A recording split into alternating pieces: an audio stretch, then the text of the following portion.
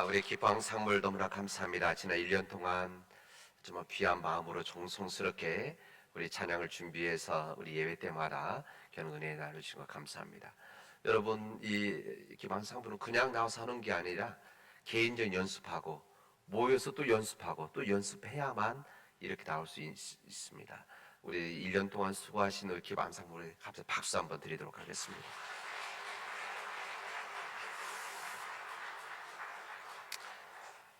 하나님께서 허락하신 이 좋은 날, 우린 지난 한 해를 하나님 앞에 감사드리면서 송구 영신 예배를 드리고 있습니다. 오늘은 2021년도 마지막 주일 예배입니다. 우리 교회력으로서는 우리 대림절부터 시작했기 때문에 우리 성탄절 후 첫째 주일이지만, 그러나 우리 삶의 달력에서는 오늘이 마지막 주일입니다. 누군가 그런 이야기를 했습니다. 이 뽕잎을 먹듯이, 이 누에가 뽕잎을 먹듯이 사각사각 우리의 시간을 갉아먹고 있다, 이런 이야기를 했습니다. 송년주를 앞둔 우리의 아쉬움 한 표현이 아닌가 그런 생각을 해봅니다. 2021년이라고 하는 이 큰 나무에 12개의 쭉쭉 뻗어나갔던 가지가 있었고, 그 12개의 가지에 매달렸던 365개의 잎 중에서 이제 5잎만이 우리에게 남아 있습니다. 요즘 이 연말 맞이하고 또 이 코로나 바이러스로 인해서 여러 위축되어 있는 우리 시간들을 되돌아보면서 참으로 지금이 참으로 중요한 시간이구나. 지금. 그리고 지금 함께하는 사람들이 참으로 소중한 사람들이구나. 그리고 지난 1년 동안 함께 했었던 우리 사랑하는 교우들이 참으로 귀한, 소중한, 정말 나에게 소중한 사람들이었구나 하는 것을 느끼게 되어집니다.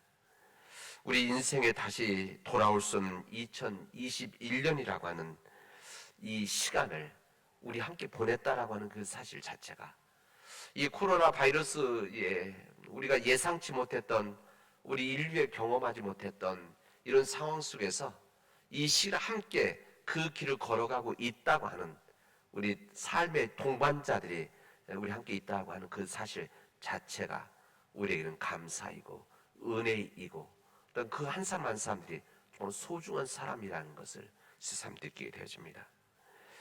송년 예배를 드리는 저희들, 여기 있는 우리 모두가 내년에 송년 예배를 함께 드릴 수 있느냐, 이것은 누구도 장담할 수가 없습니다. 이것은 온전히 하나님께만 달려 있습니다.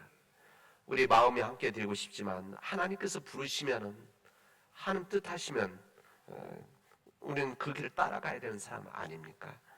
하나님께서 함께하여 주시지 않으면 이 삶의 모든 일들을 감당할 수 없다라고 하는, 하나님께서 우리의 생명을 허락해 주시지 않으면 우리가 어느 곳에 있든지 하나님의 은총 아래 있을 수 없다고 하는 것을 또 새롭게 깨닫는 이 송년 주일, 또 우리 마지막 주간이 아닌가 생각이 되어집니다. 오래전 제 친구가 보내준 제 마음속에 남아있는 글입니다. 오늘 유치원 이야기했는데, 오늘 유치원 교실에 선생님이 아이들에게 종이 한 장씩을 주고 그림을 그리라고 했습니다. 얼마 후에 한 아이가 근심에 찬 모습으로 선생님께 이렇게 이야기를 했습니다.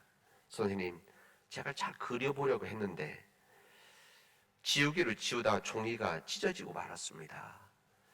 그래서 이 아이는 금방 울음이나 터뜨릴 만한 그런 모습으로 선생님께 이야기를 했습니다. 그때 선생님이 인자한 모습으로 이렇게 이야기를 했습니다. 이 종이를 가지고 다시 그려보렴, 다시 그려봐라, 이렇게 이야기를 하셨습니다. 2021년도 마지막 주일, 이 송년주일을 맞으면서 이 유치원 이 아이가 나의 모습입을 깨닫게 되어지고 우리의 모습이 아닌가 생각해 봅니다. 우리 지난 한 해 동안 우리들은 아마 새해를 시작하면서 여러 가지 좋은 그림을 그리려고 노력을 했었을 것입니다. 개인적으로도 그렇고 가정적으로도 그렇고 우리 일하는 곳에서도 좋은 그림을 그리고 싶었는데, 그리려고 노력을 했었는데, 아마 그려진 사람도 있지만, 그러나 때로는 우리가 그리다가 종이가 찢어지기도 하고 또 그림이 제대로 되지도 않은 아마 그런 시간들이 우리에게 있지 않았겠습니까? 정말 좋은 그림을 그리고 싶었는데 그리고 나서 보니까 내 마음에 들지 않는 아마 그림도 있지 않았을까? 그 종이가 찢어지고 찢어진 종이를 아마 구겨버렸던 우리 시간들이었을 텐데, 그럼에도 불구하고 우리 주님께서는 유치원 선생님처럼 미술을 지으면서 그래도 다시 한번 그려보지 않겠니? 다시 한번 그려보렴 하시고 새날을 주시는 우리 주님임을 깨닫게 되어지는 이렇게 한 시간들입니다. 지난 한 해를 돌아보면 참 부족한 것이 많았고 아쉬운 것도 많았고 아마 서운한 것들도 우리 개인적으로, 가정적으로, 우리 사회적으로 있었을 것입니다.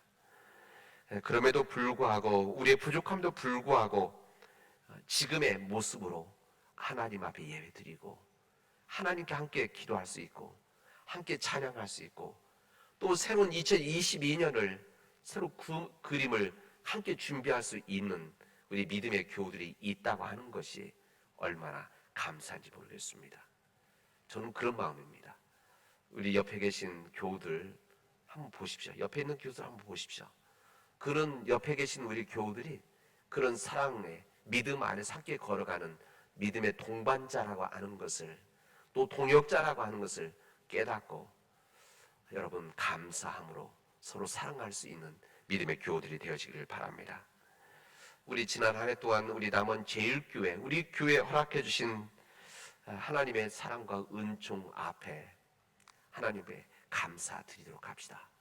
우리가 부족함도 있었지만 그러나 하나님께서 함께 하셔서 우리의 모든 교회 일들, 우리가 온전히 모이지 못하고 섬기지 못하고 또 우리 함께 나누지 못했음에도 불구하고 지금의 모습으로 우리 함께 예배드릴 수 있다고 하는 것이, 그리고 새롭게 2022년도를 다시 시작할 수 있는 은총을 주셨다고 하는 것이 너무나 감사한 일이기에 다시 새로운 아름다운 그림을 그릴 수 있는 은총을 주신 하나님 앞에 감사하도록 합시다.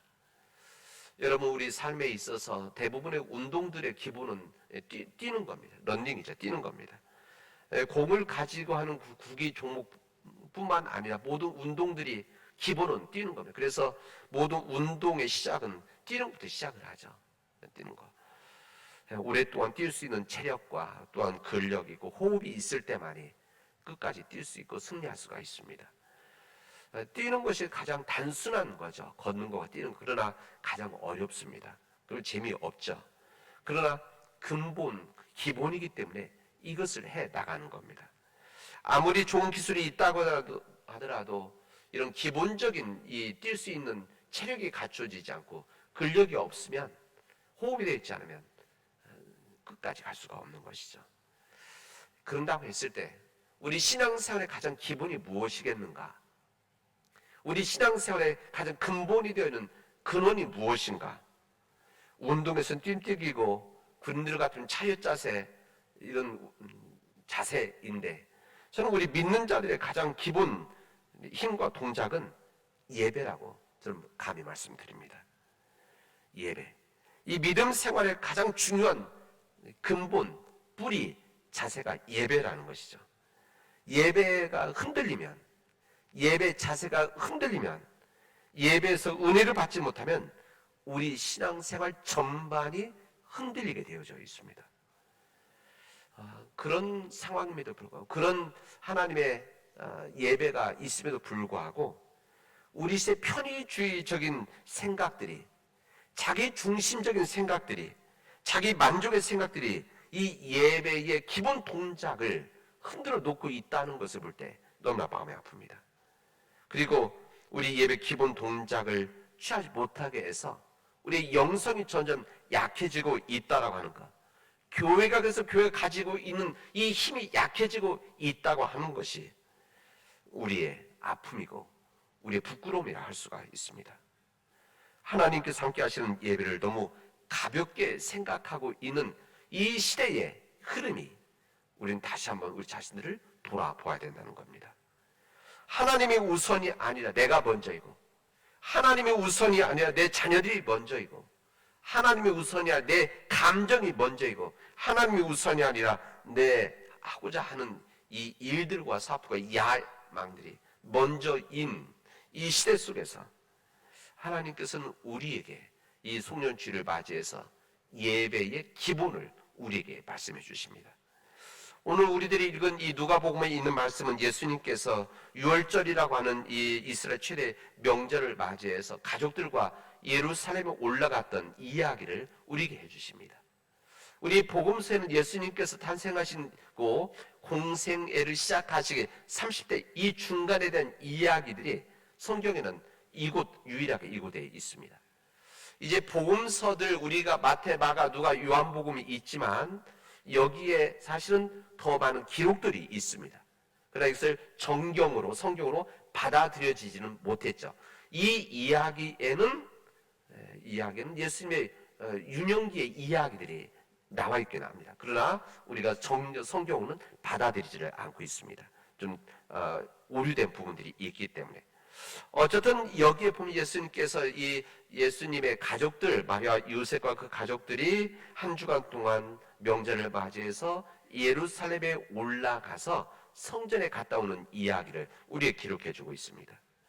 요셉과 마리아는 그 예수님이 이제 고향으로 내려오는데 이제 여러 많은 사람들이 같이 오니까, 친척들이 같이 있으니까, 친구들이 있으니까 함께 오겠다 생각을 했습니다. 눈에 보이지 않지만 어딘가에 있어 같이 오고 있겠지 그랬는데 어느 정도 왔는데 예수님 보이지를 않는 겁니다. 12살의 예수님이. 이 걱정이 된 엄마 아빠 이 요셉과 마리아는 예루살렘 교회 벗어났으니까 이 시골 지역에서 아마 그 동네 골목들 돌아다니며 찾았겠죠. 보이지가 않았어요. 마침내 요셉과 마리아는 예루살렘 시내로 다시 들어가기로 하고 그곳에 들어가서 예수님을 찾으러 다녔습니다. 요즘 말로 하면 오락실도 갔을 것이고 게임방에도 갔을 것이고 애들 노는 PC방에도 가서 예수님을 찾았겠죠. 거기 있을 만한 찾았는데 운동장을 찾았는데 없었습니다. 그러다가 마침내 찾았습니다. 이 찾은 곳이 어디였는가 하면 성전이었습니다. 이 성전에서 예수님께서 거기에 있던 랍비 선생님들과 이야기를 하고 있는 것을 보게 되어진 겁니다. 이때 어머니 마리아가 묻습니다. 아이야, 어찌하여 우리에게 이렇게 하였느냐? 보라, 내 아버지와 내가 근심하며 너를 찾았었다.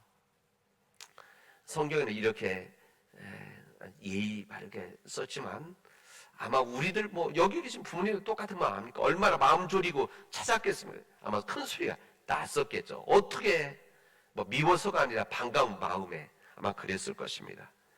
그때 예수님의 대답이 이렇습니다.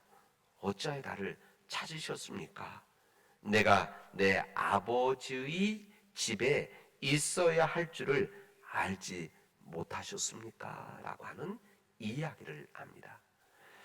성경은 예수님께서 자기들 한 말을 부모들은 제대로 이해하지 못했다라고 증언합니다. 어쨌든 여기에 우리는 예수님의 이 이야기에서 이 두 가지 놀랄만한 사실을 알게 되어집니다.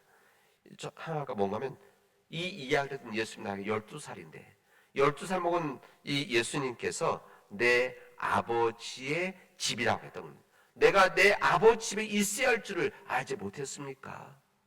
아버지의 집. 이 지금 하나님의 집, 성전입니다. 지금 우리는 하나님 아버지에 대한 너무나 자연스럽게 너무나 감사한 마음으로 하고 있는데 그 당시 때 하나님을 아버지라고 하는 것은 불경죄였었습니다. 하나님을 아버지라고 부를 수 있는 자는 아예 없는 거죠. 하나님을 아버지라고 부르면 그것은 신을 모독하는 일이었기 때문에 그렇게 할 수가 없었습니다.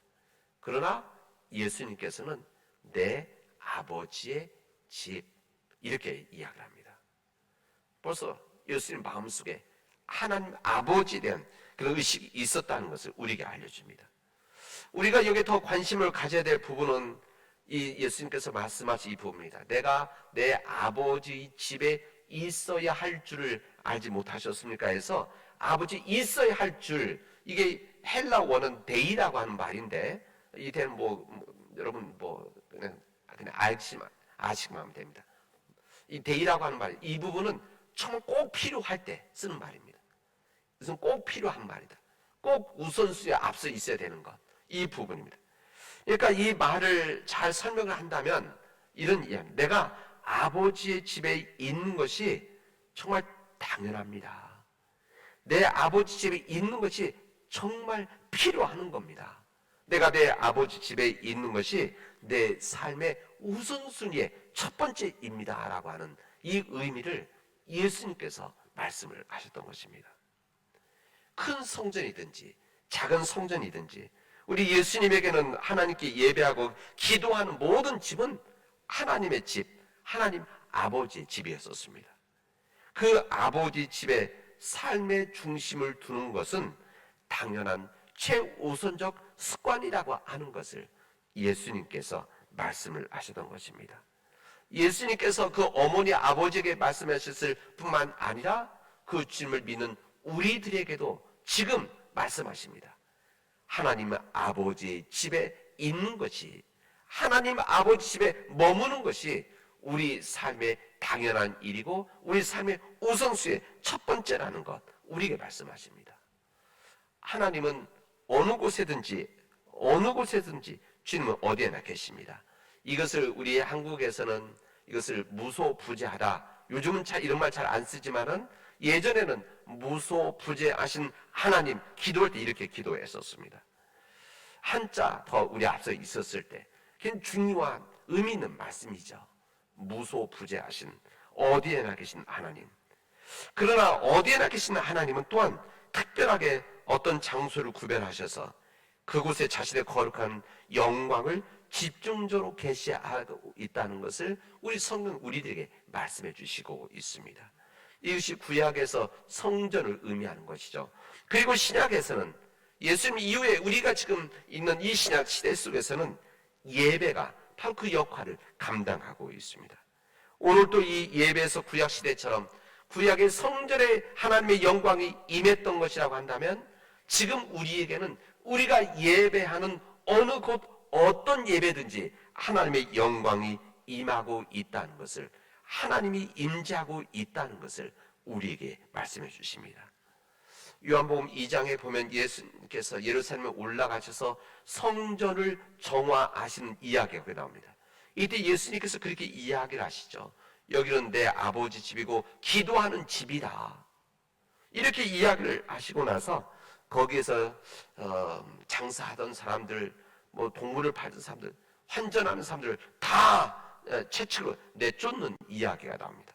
우리는 여기에서 주님께서 주님의 성전을 얼마나 귀하게 여기시고 주의 성전에 대한 열망과 갈망, 예배에 대한 갈망이 있었는지를 우리는 알게 되어집니다. 예배를 사모하는 그 마음을 우리는 알게 되어집니다. 아버지 집에 대한 거룩한 갈망 있는 것을 알죠. 사랑하는 우리 믿음의 교회 여러분, 여러분들은 우리 교회에 우리 예배 드리러 오면서 예배에 대한 열정과 마음이 어떻습니까? 정말 예수님 가지고 계시던 예배에 대한 열망을 가지고 하나님의 영광을 기대하고 고대하면서 여러분 예배 오십니까? 여러분 이 습관이, 혹시 이 거룩한 습관이 우선순위에 밀려서 우리 개인적인 일들, 가정적인 일들, 뭐 사업의 일들, 내가 즐거워하는 이런 일에 밀려 있는 것은 아닌지 오늘 송년주일을 마무리하면서 여러분 되돌아볼 수 있기를 바랍니다. 여러분에게 다시 말씀드립니다. 여러분 마음속에 평생 간직할 수 있기를 바랍니다. 하나님의 집을 찾아 우리 하나님을 예배하는 이 일, 이 거룩한 일, 이 일이 평생에 양보할 수 없는 최우선의 거룩한 습관이 되시기를 바랍니다. 거룩한 습관, 내 평생 지킬 수 있는 믿음의 결단이 되시기를 바랍니다. 어떤 상황 속에서 하나님께 예배 드리겠다라고 하는, 내 삶의 우선순위의 첫 번째를 하나님 앞에 예배 드리겠다고 하는 이 거룩한 습관을 통해서 우리의 예배 삶의 기본이 되어질 수 있기를 바랍니다. 여러분 예배하는 것이 기본 동작, 기본이라고 그랬는데 이 기본 자세가 흔들리면 우리 인생 자체가 흔들리게 되어져 있습니다. 이 기본 자세가 흔들리게 되어지면 우리 인생도 점차적으로 흔들린다는 것을 여러분 잊지 마시기를 바랍니다. 왜 그렇다면 우리가 하나님을 예배해야 됩니까? 하나님 예배하는 목적이 무엇입니까? 그래서 마태복음 18장에 보면 주님께서 우리에게 두세 사람이 모인 곳에 주님께서 그들과 함께 하신다고 하셨습니다. 사실 그 당시 때 유대인들은 작년 10명 이상이 모이면 제사를 드릴 수 있다 이렇게 이야기하는, 예수님은 그게 아니라 두세 명만 있어도, 두세 명만 이 주님의 이름으로 모이면 하나님의 영광이 임한다, 이 말씀을 하셨습니다. 근데 중요한 것은 여기에 하나님이 임재할 것이라고 하는데, 임재할 것이라는 미래가 아닙니다. 이 성경 원문에서는 정확한 현재형입니다. 그러니까 두세 사람이 모인 곳에 주님이 임재할 것이다, 미래가 아니라 임재하고 있다, 현재형입니다. 현재형이다. 하늘과 땅을 지으시고 우리를 자기 목숨까지 들어 사랑하신 주님을 예배 아닌, 우리가 예배한 그 순간에 이미 와 계신 하나님을 만난다라고 하는 사실입니다. 예배가 그런 것이죠. 예배라고 하는 것은 예배 그 자체에 하나님이 와 계시고 하나님을 만나는 시간이 우리 예배라는 겁니다. 그래서 고귀한 특권이라고 할 수가 있습니다. 그래서 우리의 모든 예배는 우리 주님과의 만남에 초점을 맞추고 있어야 됩니다. 주님의 이름을 부르면서 기도하는 가운데 우리 주님을 만나야 됩니다.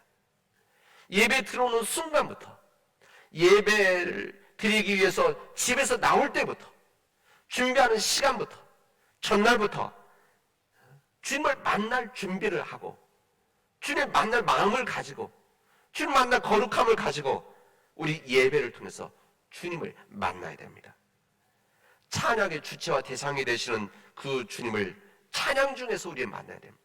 이 찬양은 우리 순서 중에 하나가 아니라 찬양을 통해서 주님을 만나야 되는 시간입니다. 우리가 사랑과 감사의 마음으로 헌금을 드리는데, 헌금을 드리는 것이 단순히 돈을 드리는 것이 아니라 헌금 가운데 임하시는 하나님을 만나는 것입니다. 말씀의 유일한 초점이신 예수님을 말씀이 전해진 가운데 만나야 됩니다. 이 설교는, 말씀은 이 하늘의 뜻이, 말씀이 이 땅에 임한 예수님의 말씀을 전하는 것이기 때문에 이 말씀 자체가 주님이신 겁니다. 그래서 주님을 만나야 되는 것이죠.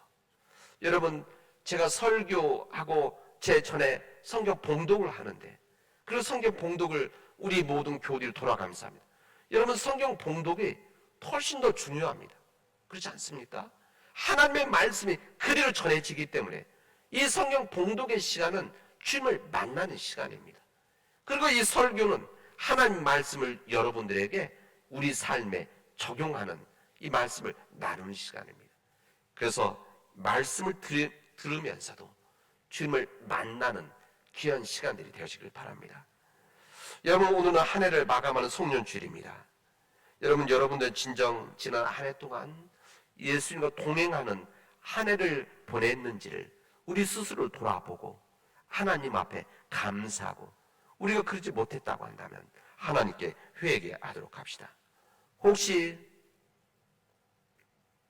예수님의 부모처럼 예수님과 함께 가고 있는 줄 알았는데 예수님과 함께 가지 못하고 있지는 않았는지 우리 스스로 돌아볼 수 있기를 바랍니다. 예수님을 잃어버리고 나서도 예수님을 잃어버린 것조차 모르고 내 길을 한 해 동안 걸어왔는지를 우리 스스로 돌아보면서, 만약에 그런 삶을 살아왔다면 하나님 앞에 회개하고 깨닫고 고치는 이번 2022년 새해가 되어지길 바랍니다. 여러분, 우리 인생의 실패의 근원은 예수님을 잃어버리는 데 있습니다. 우리가 머릿속에서 잃어버리는 것이 아니라 내 삶 속에서, 내 마음 속에서 잃어버리면 우리 인생의 실패가 되어집니다. 인생의 승리와 성공은 예수님을 찾는 데 있습니다. 그러므로 우리가 지금 서 있는 자리가 어디인지를 우리 스스로를 깨닫고 우리 자신들을 돌아봅시다. 예수님을 잃어버리면 우리 인생의 근원을 잃게 되어지고 마치 밑 빠진 독과 같은 신사가 된다는 것을 명심하시고 우리 예수님을 찾는, 그리고 예수님과 함께 동행하는, 예수님을 뒤따라가는 믿음의 교우들이 되어지기를 바랍니다. 오늘 누가복음 말씀 마지막에는 예수님께서 키와 지혜가 자라간다고 했는데, 우리 사랑하는 모든 교우들이 이번 한 해 동안 그리고 새해 동안 주님 안에서 지혜와 우리 몸이 커나가는 성장하는 믿음의 우리 교회가 되어지길 바랍니다. 그럴 때 그 다음에 뭐라고 하십니까? 오늘 여기 제목처럼 하나님과 사람 앞에 더욱 사랑스러워가는 삶이 되어지는 겁니다. 사랑하는 우리 성도 여러분, 우리 교회가, 우리 상 모든 교우들이 하나님과 사람들 앞에서, 하나님과 세상 앞에서 사랑스럽게 여겨지는, 인정함을 받는 믿음의 삶이 되어지를 주님의 이름으로 축원하겠습니다. 기도합시다. 은혜가 풍성하신 하나님, 감사합니다. 우리의 부족함에도 불구하고 하나님께서 함께하여 주셔서 지난 한 해를 은혜 안에서 마무리하게 하시느니 감사드립니다. 우리의 부족함과 허물이 있었음에도 불구하고 사랑으로 덮어주셔서 우리의 주님 주신 은혜 안에서 지금까지 살아왔는데, 하나님 우리에게 새로 허락해 주신 2022년은 이제 더욱더 주님 안에서 복된 한 해가 되어지게 하여 주시옵소서. 하나님, 간절히 원하기는 우리 사랑하는 교우들이 주님 믿음 안에서 더욱더 주님께 가까이 나가는 자들이 되어지게 하여 주시옵시고, 하나님과 사람들 앞에 사랑스럽게 여겨지는, 사랑을 받는, 또 사랑을 하는 주의 백성들이 되어지도록 인도하여 주시옵소서. 예수님의 이름으로 기도합니다. 아멘.